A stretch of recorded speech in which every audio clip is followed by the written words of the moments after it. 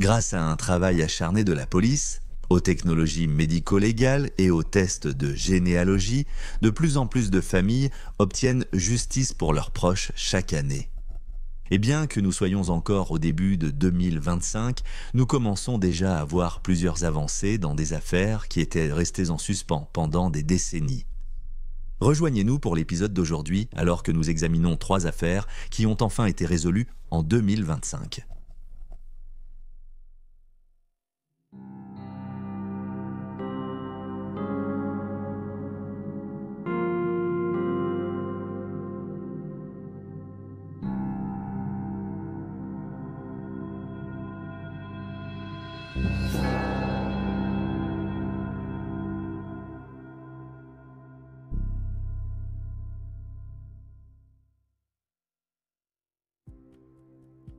Quatorze. Yekaterina Balea. Yekaterina Balea, 49 ans, a été vue pour la dernière fois le soir du 28 septembre 2014 près de son domicile sur Rock Springs Drive à Melbourne, Floride. Selon sa fille, Yekaterina allait faire une course au magasin et elle ne devait en avoir que pour une demi-heure. Cependant, elle n'est jamais revenue ni revue. Pendant des années, Yekaterina et sa Honda Odyssey blanche de 2003 sont restées introuvables. Mais plus de 10 ans après sa dernière apparition, une avancée a enfin eu lieu. Depuis 2022, Sunshine State Sonar aide les autorités de Floride à retrouver des personnes disparues et des véhicules dans les voies navigables. Le programme est composé de bénévoles qui aident à examiner les bases de données de personnes disparues à la recherche de cas appropriés, ainsi que de plongeurs. Le 20 décembre 2024, le véhicule de Yekaterina a été retrouvé sous 7 mètres d'eau dans un bassin de rétention à l'angle de Mural Road et Vieira Boulevard. La plaque d'immatriculation correspondait parfaitement. Selon Sunshine State Sonar, le groupe avait obtenu les données du téléphone portable en collaborant avec le bureau du shérif du comté de Brevard. Cela leur a permis de localiser la zone du dernier signal du téléphone de Yekaterina et d'entamer les recherches. Comme la Floride regorge de plans d'eau, ils auraient fouillé des dizaines d'entre eux dans la région avant de finalement trouver le bon étang. Lors de leur fouille de l'étang où Yekaterina et son véhicule ont été retrouvés, ils ont également découvert 2 autres voitures, dont l'une aurait été volée. Michael Sullivan, qui dirige Sunshine State Sonar, a déclaré « Nous avons fouillé 33 plans d'eau et elle se trouvait dans le 33e. J'ai été un peu surpris. Nous avons en fait pu la retrouver aussi rapidement simplement parce qu'il y a probablement 500 plans d'eau dans cette zone. » A ajouté Michael. Nous avons localisé la camionnette de Catcher le premier jour, mais nous n'avons pas pu plonger dessus. Il y avait 2 alligators qui traînaient et ne voulaient pas partir. Alors nous avons décidé de revenir en journée pour pouvoir y aller en toute sécurité. Dès que nous sommes descendus là-bas, la première chose que nous avons vue, c'était le logo Honda, puis nous avons remarqué la peinture blanche. Nous avons regardé le numéro de la plaque d'immatriculation et nous avons compris. L'étang où la voiture d'Yekaterina a été retrouvée était à 3 km de chez elle. Début janvier 2025, les enquêteurs ont confirmé que les dossiers dentaires des restes retrouvés dans le véhicule correspondaient à ceux de la mère disparue. La zone avait été fouillée par les autorités en 2014, mais les plans d'eau n'avaient pas été examinés en profondeur. De plus, à l'époque, les données des téléphones portables étaient bien plus limitées qu'aujourd'hui, ce qui a laissé l'enquête se refroidir. Sacha Balea, l'une des filles d'Yekaterina, a fait remarquer qu'il ne serait pas dans la nature de sa mère de simplement partir, affirmant que ses enfants passaient avant tout dans sa vie. Pour le 10e anniversaire de la disparition de leur mère, peu de temps avant qu'elle ne soit retrouvée, ses filles BBC News ont publié en ligne qu'Yekaterina avait émigré de Russie après l'effondrement de l'Union soviétique. Femme très instruite, elle avait des diplômes en géologie et en sciences de l'environnement et était venue aux États-Unis à la recherche d'une vie meilleure. Il semblerait qu'il y ait eu des spéculations selon lesquelles Yekaterina serait partie de son propre gré, car au moment de sa disparition, elle luttait contre des problèmes de santé mentale et avait auparavant passé des années à être mêlée à un divorce houleux avec le père de ses enfants. Au moment de l'enregistrement, les enquêteurs cherchent encore à déterminer les circonstances exactes de sa mort. Mais pour l'instant, sa famille est reconnaissante de pouvoir la ramener à la maison.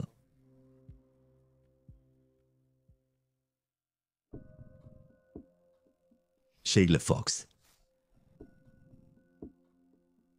Sheila Fox est née le 26 février 1956 et vivait dans une communauté ouvrière soudée à Coventry en Angleterre. Ses parents, originaires du comté de Wexford en Irlande, ont émigré en Angleterre après la Seconde Guerre mondiale. Son père, maçon, aidait à reconstruire la ville. Selon les témoignages, Sheila a eu une enfance normale. Elle avait 3 frères et sœurs aînés nés en Irlande et semblait bien réussir à l'école, mais le jour de ses 16 ans, tout a changé. Elle avait toujours prévu de quitter l'école à 16 ans, chose courante à l'époque, mais personne ne pensait qu'elle partirait aussi de Coventry. Un jour de mars 1972 aussi, elle est partie de chez elle et n'est jamais revenue. La famille de Sheila pense qu'elle a fui avec un homme plus âgé désapprouvé par ses parents, bien que la raison de son départ reste floue. Sa cousine a dit à la presse que, selon la famille, elle serait partie avec l'agent d'assurance. Signalée disparue par sa famille, la jeune fille de 16 ans laissait peu de preuves. Ses proches avaient peu de photos d'elle. Une seule image granuleuse a aidé à obtenir des pistes. Pendant 52 ans, Sheila était restée disparue. Mais le 1er janvier, la police des West Midlands a annoncé l'avoir retrouvée. Ils ont confirmé que la femme de 68 ans était saine et sauve et vivait à environ 130 km de sa famille. 16 mois après sa disparition, Sheila avait donné naissance à son fils, Robert. Le nom du père sur l'acte de naissance était inscrit comme Jean Foster, un barman de Londres, et au moment de la naissance de Robert, Sheila utilisait également le nom Foster, ce qui indique que le couple était marié. Selon son cousin Kevin Fox, Sheila a tenté de recontacter la famille dans les années 1980, mais ils étaient partis vivre au Canada pour recommencer. On dit que la famille a appris que Sheila cherchait à les retrouver et a cessé de la considérer comme disparue, mais n'a pas prévenu la police des West Midlands qui l'a gardée sur son registre. Début des années 80. John Foster n'était plus là et Sheila avait épousé Jack Thorpe, père de 2 enfants et aussi londonien. Quand Sheila a été retrouvée, elle était encore mariée à Jack. Le couple vit à Watford où réside aussi Robert, l'enfant de Sheila. Interrogée par le Daily Mail, Sheila a répondu « Cela remonte à longtemps, j'ai tourné la page. C'est du passé.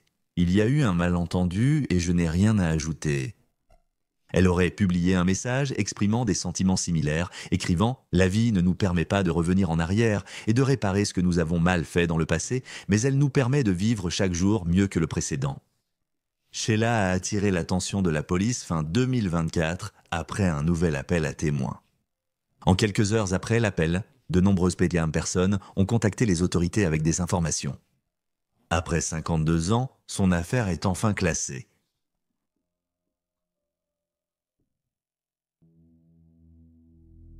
Marquita Mola. Le 26 septembre 2021, un randonneur suivant un sentier de Rail to Trail dans le comté de Chautauqua à New York a découvert une partie d'un crâne humain. À leur arrivée, les autorités ont découvert les restes de 2 personnes et non d'une seule. Le mois suivant, les enquêteurs ont annoncé que l'une des personnes était Marquita Mull, 50 ans, vue pour la dernière fois le 25 juin à Buffalo, New York. Elle a été déclarée disparue le 18 juillet. Les autorités ont précisé qu'un crime était impliqué dans les 2 cas, sans certitude qu'ils soient liés. Le premier corps avait été abandonné des décennies plus tôt et enterré dans une tombe peu profonde, alors que celui de Marquita était resté à découvert. En janvier 2025, l'autre corps a été identifié, mais les autorités n'ont pas rendu public le nom de la victime. La famille de Marquita a déclaré qu'elle ne comprenait pas comment elle avait pu se retrouver aussi loin de chez elle. C'était une personne vulnérable, souffrant à la fois de troubles mentaux et de handicaps physiques dont elle avait hérité après avoir été percutée par une voiture en 2012. La femme de 50 ans n'avait ni voiture, ni téléphone portable et ne connaissait personne dans la communauté rurale de Portland où ses restes ont été retrouvés. Sa sœur Wendy Mull a déclaré aux médias « Quelqu'un a pris ma sœur et l'a jetée comme si c'était une ordure. » Elle a dit que sa sœur était la plus gentille. Bien que Marquita puisse passer des mois sans parler à ses frères et sœurs, elle appelait apparemment son père tous les jours. Willie Mull a déclaré « Elle m'appelait toujours. Elle disait « Je t'aime, je prends mes médicaments. » La dernière fois que quelqu'un a eu des nouvelles de Marquita, c'était le 20 juin, fête des pères. Ses frères, Sœur et son père se sont inquiétés en voyant qu'elle ne donnait plus de nouvelles. La situation a empiré quand une assistante sociale a signalé que Marquita n'avait pas récupéré son chèque d'invalidité depuis 3 semaines. Au cours des semaines suivantes, une enquête a été ouverte sur la disparition de Marquita, mais la police n'est pas allée très loin. Peu de pistes, aucun témoin, rien de solide sur quoi s'appuyer. Le 9 janvier 2025, des nouvelles sont arrivées. Un homme a été arrêté pour le meurtre de Marquita.